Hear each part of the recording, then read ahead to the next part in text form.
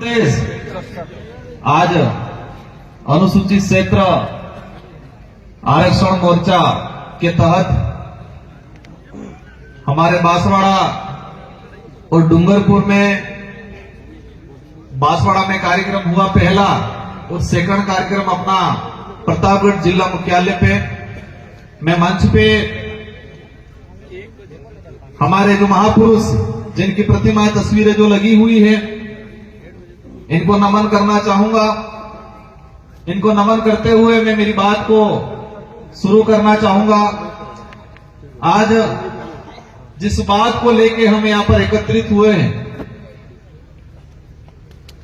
जिस समस्या को लेके हम यहां पर एकत्रित हुए हैं, अनुसूचित क्षेत्र आरक्षण मोर्चा,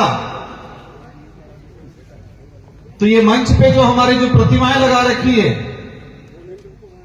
हमारे बिरसा मुंडा से लगा के ज्योतिबा फुले, जयपाल सिंह मुंडा, भीमराव अंबेडकर जी,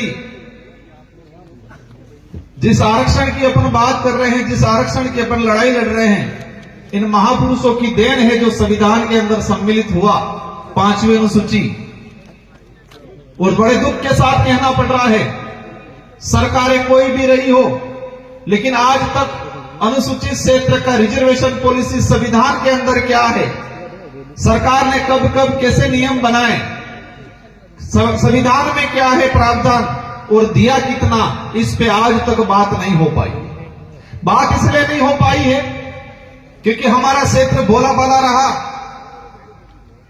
हमारी यहां की जनता हर किसी की बात पे विश्वास करने वाली रही, शिक्षा की कमी रही, हमें संविधान का ज्ञान किसी ने नहीं दिया।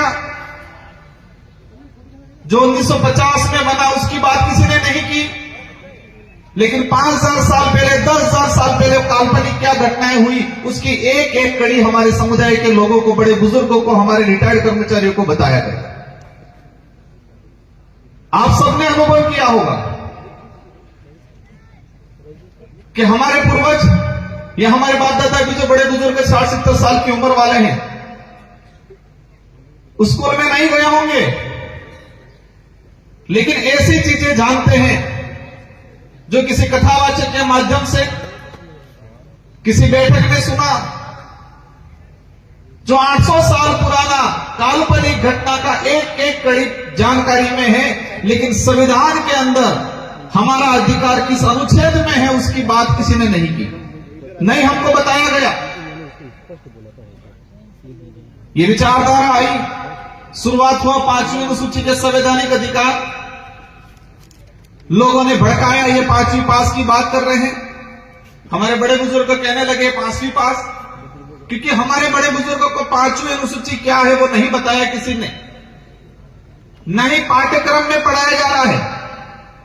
स्कूलों का जो पाठ्यक्रम है, उस पाठ्यक्रम में ट्राइबल के कितने राइट्स हैं, संवैधानिक अधिकार क्या हैं, वो नहीं पढ़ाया जा रहा है। कहीं पढ़ा भी दिया जाता है तो 1 या 2 लाइन में सिमट दिया जाता है। आज बड़े दुख के साथ कहना पड़ रहा है कि हमारे साथ जितना जो अन्याय हुआ है, मैं कई बार कहता हूं कि पहले तलवारों से, तीर कमानों से लड़ाइयां लड़ते थे, तलवारों से, तीर कमानों से अत्याचार होता था, शोषण होता था, लेकिन आज कागज और कलम में अत्याचार हो रहा है हमारे साथ, कलम के माध्यम से कागजों में हो रहा है, और वो हमें एहसास भी नहीं हो रहा है।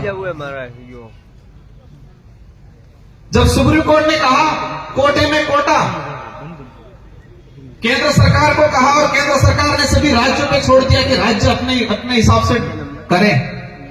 अगर सच में हमारा इलाका वंचित है, उसको रिजर्वेशन देना चाहते तो टीएससी की बैठक बुलाते, सबसे पहले जितने ट्राइबल एमएलए हैं उन सारे एमएलए को बुला के पूछते क्या राय है सबकी।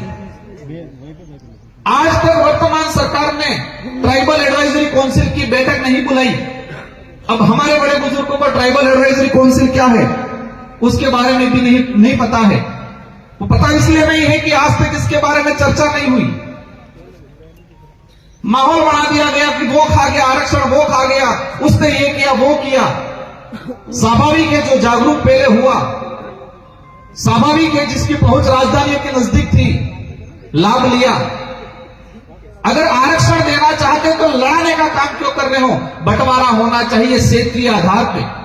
और क्षेत्रीय आधार पे इसलिए क्योंकि ये कैसे चाह रहे हैं, मीणा अलग हो जाए, भील अलग हो जाए, डामर अलग हो जाए, सहरिया अलग हो जाए, गरासिया अलग हो जाए।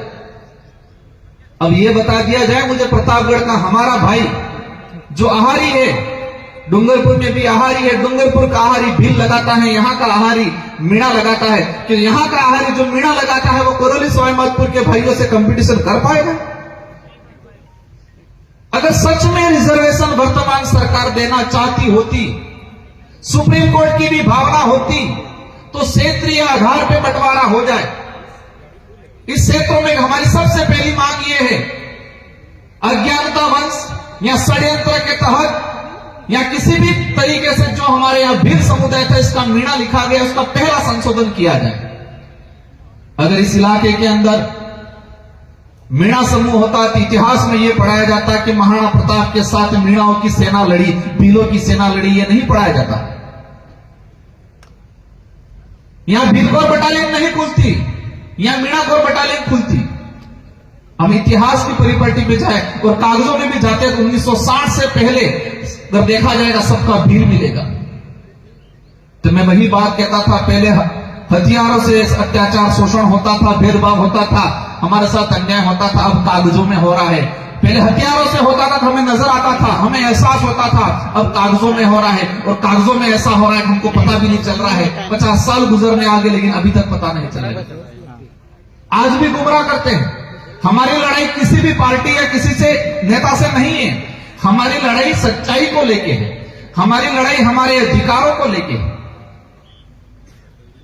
आज बात करें, हम आरक्षण की लड़ाई लड़ने के लिए खड़े हो रहे हैं। हमारी संवैधानिक अधिकार है क्योंकि उन पूर्वजों ने अपना खून पसीना बहाया है। आजादी के इतिहास में देखा जाए, अंग्रेजों से देखो, राजा रजवाड़ों से देखो, मुगलों से देखो, हर किसी से लड़ाई में सबसे अधिक अगर खून बहा है तो आदिवासियों का बहा है। यह बात अलग है कि उसका इतिहास नहीं लिखा गया।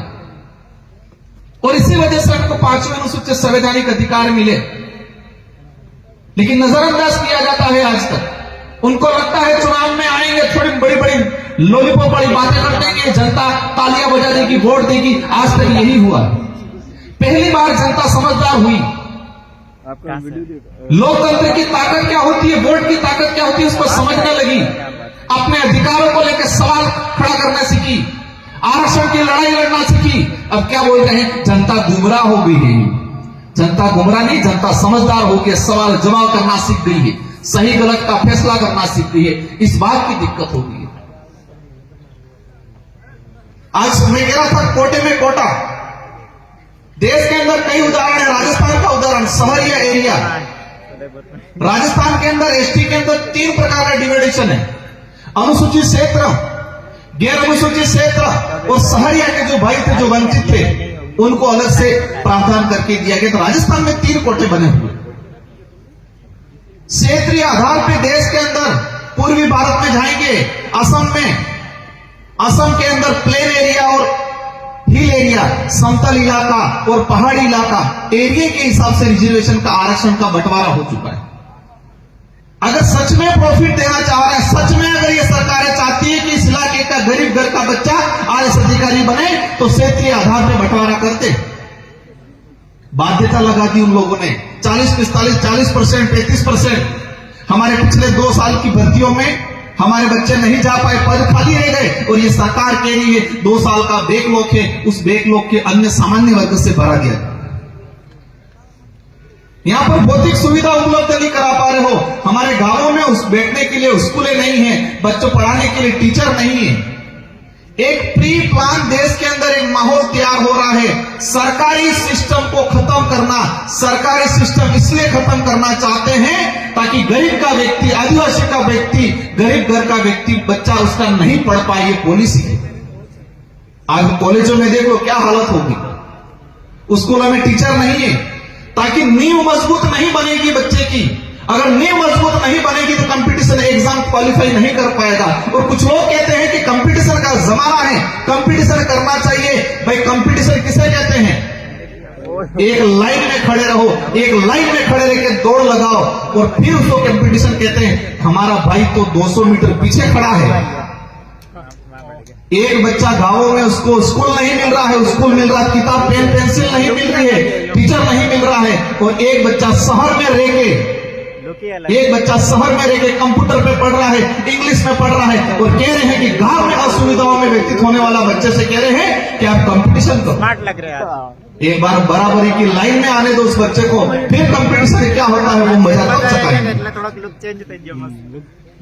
देश को मजबूत बनाना है, देश तब मजबूत बनेगा इस देश में रहने वाला प्रत्येक वर्ग, जो गरीब वर्ग और विशेषकर आदिवासी समुदाय जिस दिन मजबूत बनेगा उस दिन देश ये मजबूत बनेगा। इसलिए साथियों, आज आरक्षण का मुद्दा है। सबसे पहले सरकार की जिम्मेदारी है, इसी बीच हमारे मध्य प्रदेश से विधायक जी पहुंचे हैं, इनका भी हार्दिक स्वागत अभिनंदन। मैं जो बात कर रहा था, सरकार की जिम्मेदारी है हर साल के अंदर, हर साल में सरकार ये क्लियर करे कि संवैधानिक प्रावधान क्या है आरक्षण का, वर्तमान में क्या लागू है, फिर जनता से सुझाव ले। अगर सच में सरकार इस इलाके में रिजर्वेशन लागू करना चाहती है, और आज रिजर्वेशन की बात कर रहे हैं हम लोग, लेकिन दूसरी तरफ क्या हो रहा है, निजीकरण हो रहा है, निजीकरण, प्राइवेटीकरण। कुछ लोग कह रहे हैं गुजरात मॉडल। हम आरक्षण की लड़ाई लड़ रहे हैं, दूसरी तरफ बैकडोर एंट्री। इस इलाके में पंचायत साइट लगाए 2017 में, लगभग 10 से 15 हजार पंचायत साइट लगे। 4-5 साल बाद उन पंचायत साइट को सरकारी कर दिया गया, रिजर्वेशन पॉलिसी खत्म। आज विद्यासभा के तहत लग रहे कॉलेजों में, आज मेडिकल में प्लेसमेंट एजेंसी के तहत कंपाउंडर डॉक्टर लगने शुरू हो गए। डॉक्टर कंपाउंडर तो ठीक है, दिल्ली के अंदर आईएएस भी बिना एग्जाम के बन रहे हैं। आज रिजर्वेशन पॉलिसी खत्म कर रहे हैं। ये सारा चीज इसलिए हो रहा है कि कुछ लोग अमीर है वो अमीर बने, गरीब हो वो गरीब बने, ऐसी सोच वाले सत्ता में बैठते हैं, इसलिए ये ऐसी पॉलिसियां बनती है। बाध्यता काल को लड़ाई चली हमारी, 35% बाध्यता रख ली, और उसी वजह से इस इलाके से हमारे बच्चे के क्वालिफाई नहीं हो पाए। कुछ कमियां हैं, हम मानते हैं, उसमें हम लोग भी सुधार करेंगे, लेकिन कम से कम अवसर तो मिलना चाहिए, और अवसर देने की जिम्मेदारी सरकार की है। और हमारे वर्तमान में देखा गया है, मैं इस मंच से नहीं कहना चाह रहा था लेकिन बात निकल गई, इसलिए कुछ नेता सिर्फ कटाक्ष करने पे, जब भी अधिकार की बात करेंगे, शिक्षा की बात करेंगे, स्वास्थ्य की बात करेंगे, रिजर्वेशन की बात करेंगे, वो धर्म की चटनी चटाने के आ जाएंगे हर मुद्दे पे। जब भी इस इलाके का कोई भी नेता, आम जनता अधिकार की, स्वास्थ्य सुविधाओं की बात करेगा, रिजर्वेशन की बात करेगा, न्याय की बात करेगा, धर्म की चटनी चटाना आ जाते हैं। इनका एजेंडा है कि हम कमजोर रहें, परजीवी बने रहें। ये नहीं चाहते हैं कि गरीब आत्मनिर्भर बने, क्योंकि गरीब आत्मनिर्भर बन गया तो उनकी राजनीतिक रोटियां सेकना बंद हो जाएगी, क्योंकि फिर आत्मनिर्भर बन गया तो सही गलत का फैसला करना लगेगा, सवाल जवाब करेगा।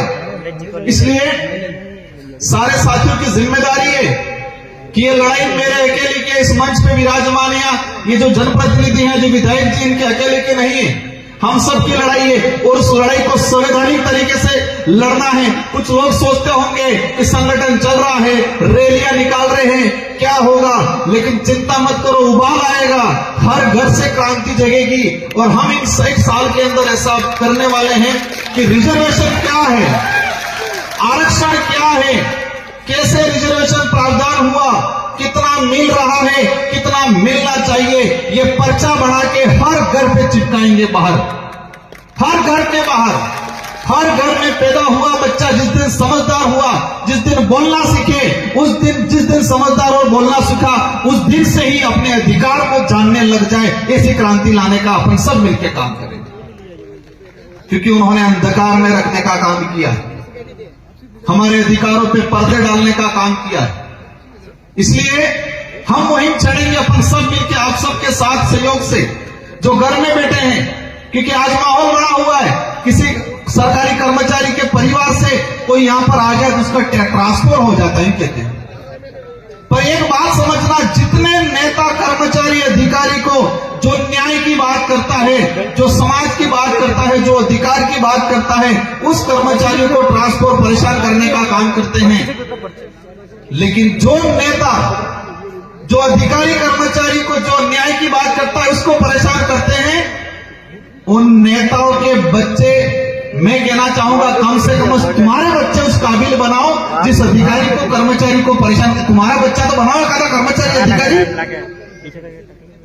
जितने नेता परेशान कर रहे हैं, इन सारे नेताओं का देख लो कि उनके बच्चे क्या कर रहे हैं। जिसकी गरीब घर का व्यक्ति मेहनत करके नौकरी लगा है उसको तुम परेशान कर रहे हो।